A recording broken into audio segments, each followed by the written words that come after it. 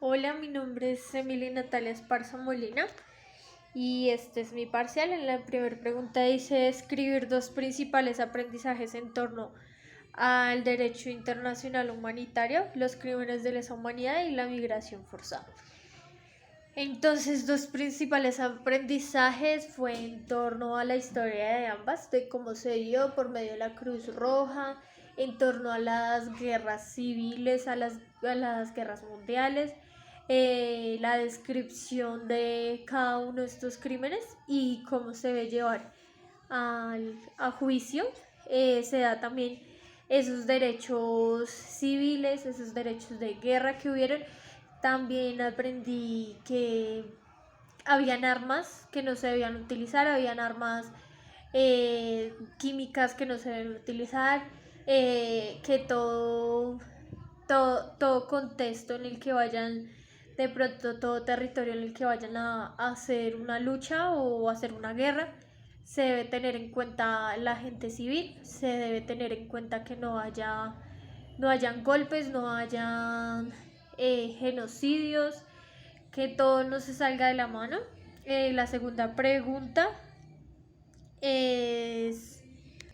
es la forma en que la acción humanitaria se articula con estos tres grandes temas que vimos en el corte. Eh, la forma que la acción humanitaria se articula, pues bueno, de los derechos internacionales humanitarios, los crímenes de lesa humanidad y migración forzada. Entonces también ahí encontrábamos mucho sobre la violencia sexual, que se sigue utilizando mucho como dominio, por medio del miedo, por medio de muerte y violencia. Encontramos también bueno, las humillaciones, encontramos que de este también se da por el medio, por las migraciones forzadas, porque no hay garantías para estas personas que el mismo conflicto las aísla y el mismo conflicto no le da como esa seguridad. No también se dio por medio de que se garantizaran los derechos para estas personas, se garantizara unas políticas públicas y una serie de reglamentos y una serie de juicios que se deben hacer de las personas que son victimarios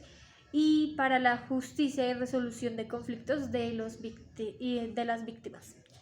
En la tercera pregunta es una reflexión sobre cómo lo visto en el curso aporta a su formación como trabajadoras sociales. Como trabajadoras sociales nos aporta bastante porque tenemos de ahí recursos, bases, leyes, políticas y contextos que históricamente tenemos que tener siempre esa conexión, ese tejido histórico social que nos da bases para esas resoluciones de conflicto, para explicarle a las personas de cualquier comunidad, población,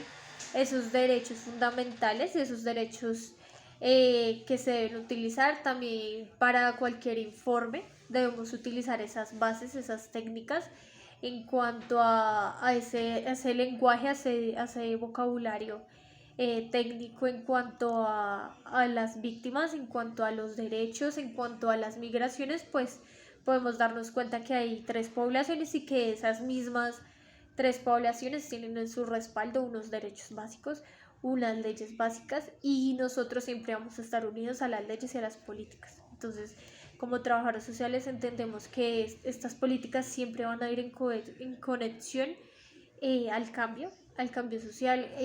a la resolución de conflictos en estas poblaciones, a entender que por medio de estas poblaciones que históricamente han sido víctimas, también hay de lo mismo, históricamente hay unas formas de dar como ayudas, de dar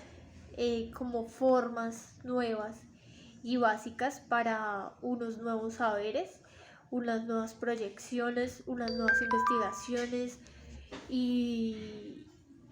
unas nuevas formas de dar un tejido y una memoria histórica También entender que como trabajadores sociales tenemos que seguir dando voz a esas personas que fueron calladas, que fueron víctimas, esa resiliencia también histórica que han habido de ciertas comunidades y que han pasado por tanto conflicto. Gracias.